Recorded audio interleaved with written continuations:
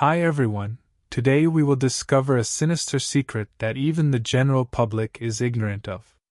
You might think you've seen everything on reality TV, but you'd be shocked to hear what goes on behind the scenes that the participants dare not discuss. Imagine spending a night at the Dunes Hotel in Las Vegas gave Bob Hope a specially made golf club in 1975. Put up for sale, and it was just the beginning of a story no one could have predicted. Bloody fights, unpredicted covert plans, and then Rick Harrison, who rose to fame on Pawn Stars with his shrewd financial acumen and is now recuperating in a prison hospital when he was stabbed in his own cell in a maximum security solitary confinement block, supposedly the most tightly controlled area of the prison. Death was barely a step away. No security cameras, no witnesses, and no weapons were discovered. This was not your typical jail attack. Rather, it was a carefully orchestrated event where everything was carefully hidden, and the real not many people know about this story. Use the number 0 in your comment if you don't find it appealing. Use the number 1 if not. Don't forget to hit the like button, share this video with your friends, and leave a comment below your thoughts, and if you haven't already, don't forget to click the subscribe button. Notifications to ensure you don't miss our next exciting videos. Now, let's begin the story right now. A few days later, Corey shocked the nation by revealing, "Someone wanted my father dead to keep him silent," and why, since Rick Harrison's disclosures may destroy a covert network in which the most powerful people hide behind good intentions, and prior to that, famous Chumley, a scary message had come from Rick's lifelong friend. Happened, they would kill him right away if he spoke, and that warning turned out to be absolutely for the general public. It's a significant issue. Who is in charge of the prison? And is Rick Harrison indeed the last living link in this murky network?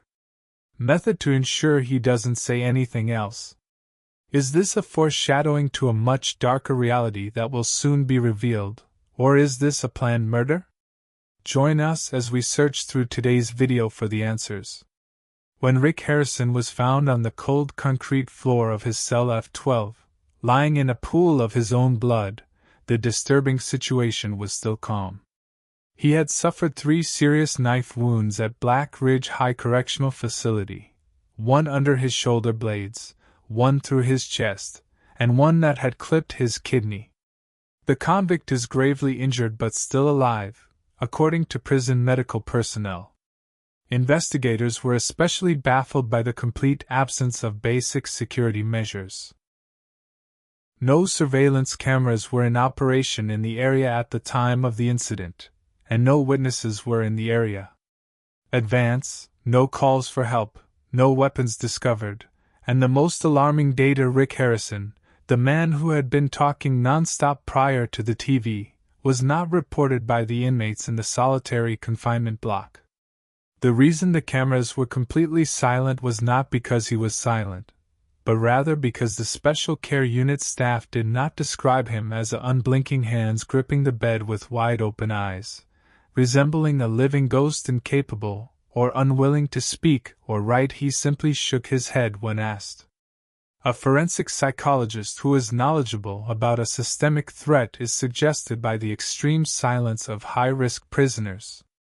Where the victim is aware that the jail administration's attempt to speak could be fatal as a result, the attack was initially categorized as an internal concern but was later examined. The 2 guards assigned to keep watch on the day of the attack saw a concerning trend behind the official front. Employees without permanent roles were suddenly replaced by individuals over Block F due to personal situations. The hallway cameras mysteriously stopped working due to persistent software problems, and motion detectors in cell F112 observed no interruption. Investigators at the veteran prison claim that several inadvertent mistakes like these suggest a coordinated conspiracy. In retribution, why didn't Rick scream for help or activate the emergency alert? His thumb has a fresh cut, according to the staff, which suggests a desperate attempt to press the call button that didn't work. Reaction in the event that the offender committed the crime with another inmate. Rick's life was entrusted to people who are determined to keep him silent forever, in the event that an insider inquiry confirmed this. The identity of Rick Harrison's assailant is unknown, but everyone understands why he knew that someone was willing to endanger the entire federal prison security system in order to keep him silent. Now, even though he survives, the truth is sealed and his silence still presents a risk. Inside a frail body, behind prison walls, where the enemy may be anyone, even those in official attire say Rick Harrison is no longer just a defendant awaiting sentencing. Since the court system is unable to defend him, he is now an even greater risk as a living witness. Additionally, prisoners are unable to explain the technological issues. That fateful night, his son was the only one with the guts to stand up. But before he could reveal all, Corey Harrison had to face a life-or-death situation. Would his dad be the survivor? Corey Harrison was progressively killed due to past wrongdoings or unknown information. Corey Harrison was sitting alone in his suburban kitchen with the coffee cup when the call came in at 6:47 a.m. Unaltered. One words was all that was said by the person on the other line. Your father is in critical condition after being stabbed while incarcerated. Just one knife, no information, no reason. Devastating injury. When Corey realized that Chumley's warning wasn't just a hallucination, the son was still in disbelief over his father's life sentence. Months before Rick's sentencing, Chumley, an old friend of Rick and Corey, received his punishment. Pawn Stars pulled Corey aside one late night in the darkened store. His voice was intense as he talked. They would kill Corey if he tried to joke, but this was no longer a family play. After seeing his father's blood on the ground, he realized that his friend had been tricked by a conspiracy theory. Corey remembered that Rick had mentioned a meeting with government lawyers before the trial. He did not go into detail, but Rick's demeanor was one of gambling rather than begging for sympathy. Corey said that was the best thing for everyone to do, and he cautioned me that everything would end soon. I thought he would try to work out a lighter sentence, but now I recognize the futility of these assumptions. Corey understood that whatever Rick was going to disclose, or even just threatening to disclose, had nearly cost him his life, and at the safest prison in America, Corey was used to being the center of attention. Known for his clever negotiating skills and memorable, funny remarks, he was hailed as the young successor to the most famous porn corporation in Las Vegas. However, his confident manner vanished as he sat in front of the camera after the stabbing. His voice was boosted by resolve, but his eyes were damaged. I once had faith in my father readily admitted that. I thought he taught me right from wrong. But when he turned to me in court and said, "It's okay, son," I realized he was defending someone else, not me. He began to draw connections between his possessions. For hours Rick had kept the office door closed, but no one dared to question this. Corey thought that he had unintentionally signed the contract for providing artwork after Rick had given him a heavy box and made several late-night phone calls to questionable partners that no one in the company could identify. Legally dirty money powers the entire underground organization. Then Chumley reappeared with no media leaks and only one alibi. Keep this item from Chumley. He had dismissed it as paranoia, but after hearing about the stabbing, he didn't think twice about opening a small USB drive wrapped in aluminum foil that whispered, "Open it if you feel like you're being followed, Corey, or if he disappears." On the drive was an encrypted file with bank accounts, travel records, emails, and photos. And a list of significant individuals who have been directly or indirectly associated with Rick Harrison is the most damning evidence. Immediately, celebrities like Steve Harvey, Oprah Winfrey, Tom Hanks, and Jay-Z stood out, but there were also NAS international media directors, charity leaders, and even 2 former U.S. Department of Justice officials. It was then that Corey realized his father had been more than just convicted.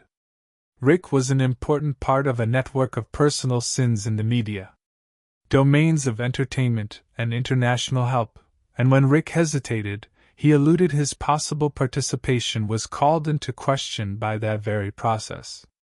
The price to pay Rick's prognosis and his ability to protect his family from what was going to happen were unknown to Corey, but one thing was certain. His father's secrets had been in danger for years, and now that they were out, they were becoming deadly, and the biggest threat now was silence. As Corey put it in a later interview, "I am not a hero, rather, I am the son of a hero who turned to crime.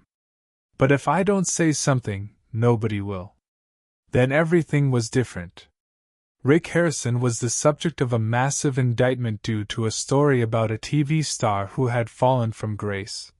But his safety now depended on the words he had never had a chance to say since the USB drive was the deadly silent evidence that Chumley had given to Corey Harrison. At first glance seemed like a useless little object hidden in a drawer, wrapped in crumpled foil and without a ribbon, but after Rick was stabbed while incarcerated, Corey's survival instincts took over, and he decided to open it. When the screen of his laptop flickered, he saw something more complex than suspicion. Although it wasn't the type of evidence you would discover in a trial, it was evidence nonetheless. It was so dangerous that anyone caught in possession of it might disappear. The top folder on the drive bore the ominous title Drift Protocol 13. Wi-Fi logs were safeguarded, facial recognition was verified, and subfolders were arranged neatly. Corey sat in the room with the recognition partner database lists and cold backup audio recordings. On the wall, in a faint black glow, was a framed photograph of his father smiling boldly in a movie scene. The image chokes after being hung on a porn star TV show. The encrypted emails included a number of coded exchanges between him and Rick. Addresses that are anonymous. The writing style, which included unique symbols and technical terms, demonstrated a sophisticated media network where the locations of shipments, landings, and third-level security codes had nothing to do with dollars or antiquities, even though the identities had been eliminated. As stated in one message, verified the IS-1 child's appearance. Lot 3 uses a cover to check movement prior to the third cycle. The FBI identified IS-1 as East Lyona, a place believed to be a trafficking hub. In a global network, the DB comes across the most dangerous continents. Numerous images of young people, mostly teens, taken in dimly lit environments. Under each portrait were lifeless eyes and an identification code. CB013THM4JC Cycle 5. A few findings regarding compliance. The emotional training levels of the destination compound. He was unable to continue staring, so R.H. Corey turned off the laptop, removed the HDD, and put it away safely. But a million questions raced through his mind. Had Rick revealed this knowledge? This is exactly why he was singled out, or did his father save a copy? Not just for his deeds but also for his expertise. And if Rick brought up fame, Corey realized that following the stabbing, power and fortune may all go. Even though incarceration might not be an issue, the final finding after Corey delivered a copy of the disk to a group of investigators in an anonymous manner, upon deciphering the wireless data, reporters found that at least 17 transfers from Sean Carter Foundation businesses and Beast were matched by an account labeled SCF and ST Kits, in addition to a $870,000 contribution intended for youth logistical progress. Progged through RH shell verified by, read another note. The reporters learned about a reality that went beyond completely understanding the circle.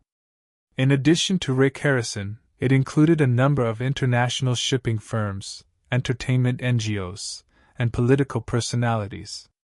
Rick was merely a go-between who was too wealthy, too knowledgeable, and too close to the intersection of crime and money.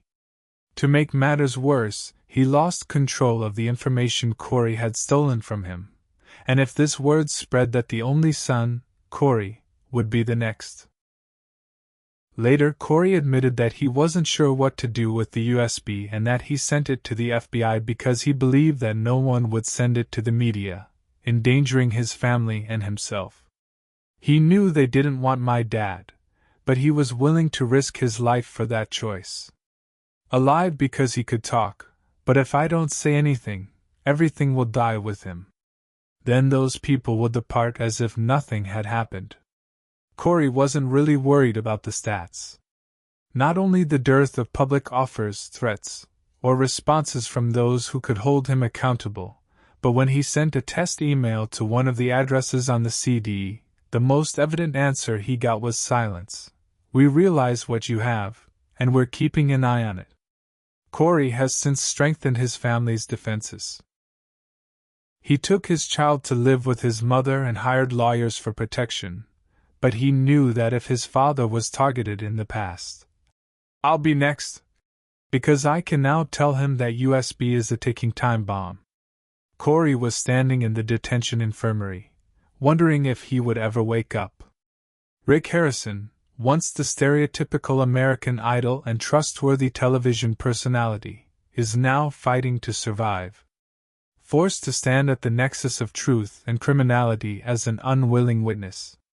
Rick Harrison knew why they were acting, having been entrusted with the protection of money enough to overthrow a political system that had existed for decades.